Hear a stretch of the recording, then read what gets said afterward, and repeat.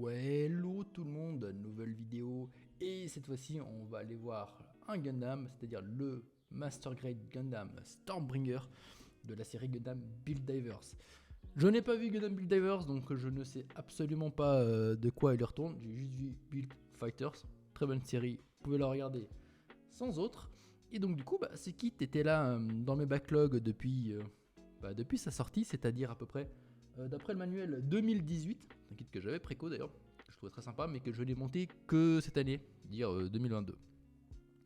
Donc du coup pour l'occasion, je vais vous présenter le Gundam Stormbringer. Alors, avant de commencer directement la présentation, c'est-à-dire comment on fait habituellement les accessoires, articulations et voir comment les accessoires s'équipent sur le kit, j'aimerais juste aborder un élément qui est que ce kit en fait est un peu un patchwork de beaucoup d'unités, notamment du Gundam Master Grade 2.0, du Jin Dominance, et si je dis pas de bêtises, ouais, le Jin Sniper 2, et pour finir bien évidemment le Gundam Stormbringer. Donc ce kit est un patchwork, par conséquent comme il est combiné à partir de beaucoup d'autres unités, ça signifie qu'en fait vous avez beaucoup de pièces, ce qu'on appelle dans le jargon du scrap, c'est-à-dire simplement des pièces, des déchets, si on peut dire ça comme ça. Donc du coup il y a des choses qui peuvent être utiles, des choses moins utiles. Là comme ça on a juste une backskirt qui est intéressante, on a un bout de la tête du Jin Dominance et plein de petits éléments comme ça, rien de bien folichon, mais si vous voulez faire un peu de custom sur d'autres unités, si ces dernières sont plus ou moins compatibles avec les pièces, vous pouvez quand même vous amuser un peu.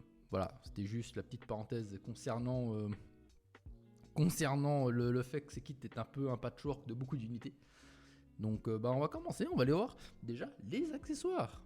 Alors, côté accessoires, on n'en a pas des masses, mais on a ce qu'il faut. Pour commencer, nous avons des water décals, donc des décals à l'eau propres à l'unité de la série.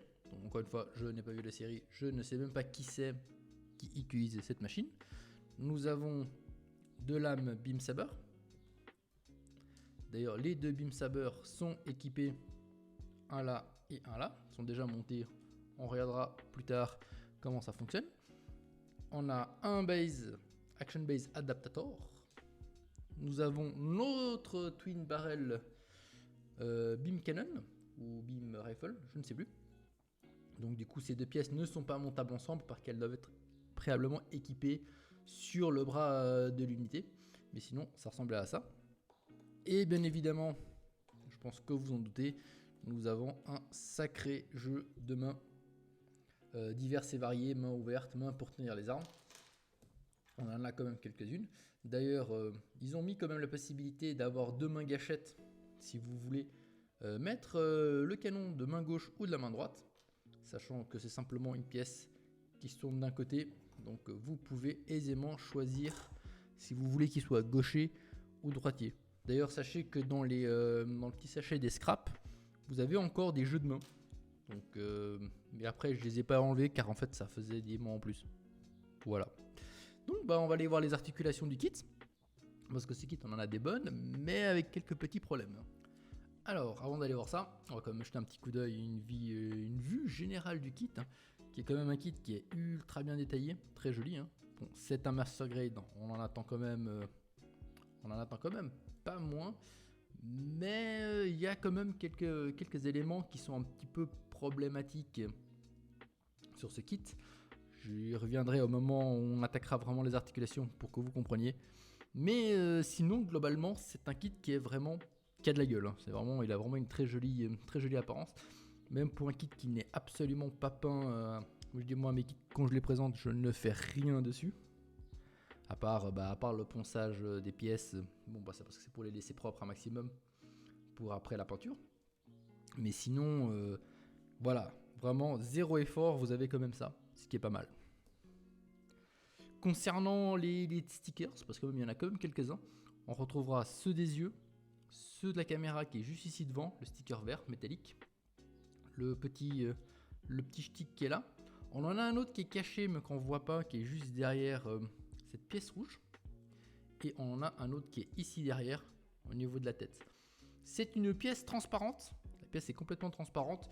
Donc si vous décidez de la peindre en vert ou une autre couleur, sachez que c'est largement faisable. Donc nos articulations, comme d'hab, du haut vers le bas. Pour la tête, nous avons déjà le cou qui dispose d'un bloc articulé qui nous permet juste de faire haut, bas, comme ceci. La tête, quant à elle, ne peut pas faire 360. Le scalp de cette dernière bloque sur les éléments latéraux. Au bas, comme d'habitude, rien d'extraordinaire, malgré le fait que la tête a quand même un point d'articulation haut et un point d'articulation bas. Mais le design bloque un petit peu le tout. Ici à l'arrière, nous avons les deux réservoirs propane tank, qui eux sont simplement sur une rotule. Donc vous avez le mouvement habituel de ce genre de pièce. Ici pour les épaules quant à elles, cette pièce d'armure ici a pas mal de mouvements. On peut légèrement la décaler vers le côté, car on a une pièce qui est complètement articulée ici. Donc du coup on peut la monter, la descendre. On peut la tirer également sur le côté pour gagner du mouvement. Effectivement, c'est pas ultra naturel, mais en termes d'ingénierie, c'est quand même assez bien pensé. Ça nous donne une épaule qui a quand même un bon mouvement. Le bras, quant à lui, on peut le tirer jusqu'ici. Nous avons un point d'articulation à l'intérieur plus les côtés, ce qui nous permet, hop là, on a perdu une jambe. Ça, c'est un des petits problèmes justement que je voulais venir sur le kit. Nous pouvons également monter le bras, on peut également tirer pas mal. On gagne pas mal de mouvements, mais ça c'est le genre de mouvement que vous perdiez, que vous allez de toute façon perdre en cas de peinture, sauf si vous voulez complètement exploser la peinture. Ici, bien évidemment, cette pièce, on peut la monter jusqu'ici. Après la pièce bloque sur l'armure. Le bras full rotation. Remettons en place, s'il te plaît. Nous avons une double articulation sur le bras avec un joli élément de piston qui coulisse à l'intérieur. Et un petit bémol concernant ceci, c'est qu'en fait, nous avons cette pièce-là, ce petit bout qui est juste ici, là où le piston vient se fixer. En fait, quand on remet le bras en place, il clash. Je pense pas que vous arrivez à voir. Il va clasher avec cet élément qui est là. Du coup, en fait, le bras ne rentre pas complètement. Vous êtes un petit peu obligé de forcer pour que ce dernier se remette en place. Petit problème qui n'est pas très grave si vous ne peignez pas vos kits, mais qui peut être très grave si vous décidez de peindre vos kits. Parce que ça risquera d'endommager la peinture, surtout à ce niveau-là. La main, quant à elle, est simplement sur une petite rotule normale. On a pas mal de mouvements, le 3-6. Les doigts, ce sont les doigts interchangeables, comme beaucoup de kits maintenant sont équipés. Mais contrairement aux autres kits, on a le pouce qui lui bouge un petit peu. Voilà, et le pouce a un petit point d'articulation. C'est cool. C'est cool, mais c'est le genre de truc que vous pouvez casser, perdre, et après, vous faut courir après dès que vous perdez ce genre de pièces. Le torse, nous avons un peu de mouvement avant-arrière, pas tant que ça, vous pouvez constater. Et on peut voir un petit peu d'autres éléments de l'armure à l'intérieur. La pièce d'armure à l'arrière ici est complètement fixée. Voilà. Les armures latérales, quant à elles, sont sur une petite rotule comme ceci, comme cela, assez standard. Donc vous avez tout le mouvement qui va avec. Les petites flapettes à l'avant, il en est de même, à part que ces dernières ont un peu plus de points d'articulation, car vous avez la rotule qui va là et un point d'articulation sur la rotule elle-même. Concernant les jambes, les jambes justement c'est un des petits problèmes négatifs de ces kits.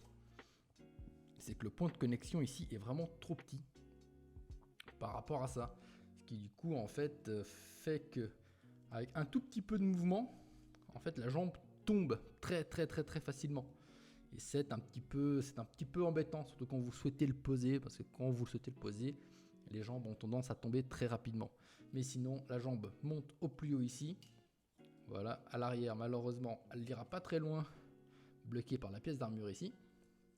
Permettra également de voir les petits détails à l'intérieur, qui sont vraiment assez jolis. tout est relativement couleur accurate. Quelques éléments ne le sont pas, mais suffisamment, suffisamment de séparation pour qu'ils puissent être peints assez facilement, même si vous ne souhaitez pas aller à une full peinture. Du coup, comme les jambes n'arrêtent pas de tomber, on va s'en passer. Du coup, ici, la jambe a quand même du latéral, gauche-droite, c'est pas mal. On a une double articulation sur la jambe, très jolie double articulation, avec cette pièce ici qui sort, les pistons qui coulissent à l'intérieur également. Ce qui d'ailleurs est un petit peu dommage car ce kit a beaucoup d'éléments de pistons qui coulissent, tous cachés par l'armure. Donc si vous souhaitez, vous pouvez aisément faire un duo sans ces pièces d'armure ou une genre il y a un diorama maintenance. Ça peut se faire. Hormis cela, on a les éléments ici, hein, bien détaillés et jolis. Hein. Le petit ressort latéral, quant à lui, a un petit peu de mouvement au bas, rien de plus. Cette pièce ici est complètement fixe. Pour les pieds, on a juste le ankle guard ici présent qui a juste un peu de mouvement au bas. D'ailleurs, dommage que cette pièce ici ne fixe pas complètement. J'ai pensé que ça venait à un problème du kit, mais d'ailleurs quand vous regardez les images promotionnelles du manuel, d'ailleurs ces pièces aussi ne sont pas complètement refermées. Donc je sais pas, je pense que coller la pièce peut être intéressant à étudier. À l'intérieur également on a des pistons et ces derniers également sont fonctionnels. Malheureusement on les voit pas trop car cachés par les pièces d'armure. Le pied quant à lui on a un peu gauche-droite parce que nous avons un point d'articulation haut et un point d'articulation bas, donc ce qui nous donne pas mal de mouvements, malgré le fait que surtout cette pièce ici est trop épaisse et a tendance à bloquer le pied. Nous avons un peu de mouvement au pied ici, un peu à l'arrière sur le talon. Du coup nous avons un point d'articulation là et un point d'articulation là. Donc en gros nous en avons 3. À ce niveau-là, ce kit est très bien articulé. C'est clairement pas un problème. Disons que le seul problème, c'est surtout pas la pièce qui vient de tomber, car c'est les doigts. C'est surtout les jambes qui malheureusement sont un peu capricieuses et ne tiennent pas ultra bien. Donc on va aller voir les accessoires et on va donner un petit verdict sur tout ça. Alors, premier petit accessoire qu'on va aller voir, parce qu'il nous sera utile pour la suite, c'est simplement l'Action Base, l'adaptateur pour l'Action Base, qui lui se met simplement entre les jambes. Je pense que si vous avez quelques Master Grade récents, c'est des choses qui sont assez communes maintenant. Simplement, ça se fixe là, vous remettez vos jambes, et la pièce est déjà fonctionnelle.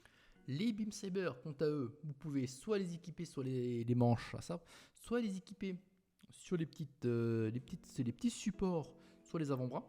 Donc ceci est une première option. D'ailleurs, vous ne pourriez pas, vous allez voir sous peu, pas équiper le canon et les Beam Saber un de chaque côté car vous allez devoir enlever cette pièce-ci. D'ailleurs, pour l'installation, j'ai dû enlever les jambes parce qu'elles n'arrêtaient pas de tomber. C'est assez simple, on va juste enlever ce cache ici. Voilà, c'est simplement un petit cache comme ce dernier. Vous devez enlever les doigts, prendre les doigts correspondants. Je vais pas essayer de me tromper. Voilà.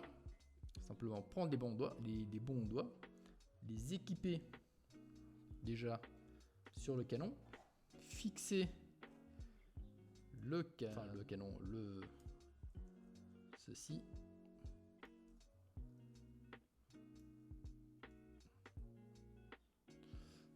Comme cela, voilà. Et ensuite, on a juste qu'à équiper le Twin Barrel qui lui se met simplement sur ce dernier. La fixation se fait comme cela. Donc le voici avec le Twin Rifle et un sabre équipé. Donc oui, écoutez, ça s'équipe assez facilement. Aucune difficulté particulière à installer les accessoires. On dirait que la seule difficulté particulière, c'est à faire tenir les jambes correctement, ce qui est, j'ai envie de dire, la seule réelle difficulté de ce kit en vrai. Donc on peut dire que oui, le Gundam Master Grade Gundam Stormbringer est un très bon kit malgré le quelques petits problèmes concernant les jambes, mais qui ne réduit pas pour autant en fait la qualité globale de ce kit. Je sais qu'il y a eu des variations sur ce dernier. Je sais qu'il y avait eu le Jean Dominance qui a découlé le Stormbringer et qui par la suite a eu encore une version, il me semble que c'était Full Armor de ce dernier, plus d'autres choses, ou l'inverse, mais je ne sais plus exactement. Je crois qu'il y a eu 2 ou 3 variations de ce kit. Donc sachez que toutes les mêmes variations de ce dernier ont les mêmes avantages comme défauts. Et pour moi, le seul réel défaut de ce kit, c'est même pas les jambes, c'est le fait que ce kit soit premium. Et oui, je ne l'ai pas mentionné au début, mais ce kit est un P Bandai, est un premium Bandai exclusive shop, online shop. Donc c'est-à-dire qu'en plus, moi je l'ai eu à l'époque avec de la préco. Je l'ai payé, il me semble, une quarantaine de dollars à peine. Aujourd'hui, je ne sais pas du tout à combien vous arriverez à le trouver sur le marché. Mais voilà, n'allez pas vous ruiner dessus. Si vous voulez un kit assez chouette dans le même genre, optez plutôt pour le Jean Sniper 2, car il est globalement, il est quasiment hautement conçu à partir du Jean Sniper 2. Donc sachez que si toutefois vous aimerez quelque chose, c'est vrai, vous n'aurez pas la gueule, vous n'aurez pas les trucs, mais c'est une alternative quoi qu'il en soit. Donc oui, Gundam Stormbringer, c'est un pouce. Voilà, c'est un pouce. Je vous le recommande si vous avez la possibilité de l'avoir à un prix décent. N'allez pas vous ruiner sur ce kit. Je pense que vous arriverez quand même à en trouver. Mais voilà, donnez peut-être pas plus de 100 $ dessus. Même si je trouve que 100 $, c'est déjà trop. Donc voilà, écoutez, j'espère que cette vidéo vous l'aurez trouvée intéressante. Quoi qu'il en soit. Et n'oubliez pas de liker, vous abonner, commenter si vous avez des questions, tout ça. Et j'espère que prochainement, je pourrai commencer à peindre et à travailler sur des projets. Car oui, j'ai toujours pas fait de work in progress ou de tuto peinture. Parce que j'en ai quelques-uns que j'aimerais faire. Simplement parce que je n'ai toujours pas de hotte à peinture. Voilà, j'attends qu'elle arrive. C'est du custom. Et le custom, ça prend du temps. Donc bah voilà, je vous dis à très bientôt pour une nouvelle présentation. Et je pense que ce sera peut-être la hotte à peinture ou un autre kit. Qui sait? Allez, à plus.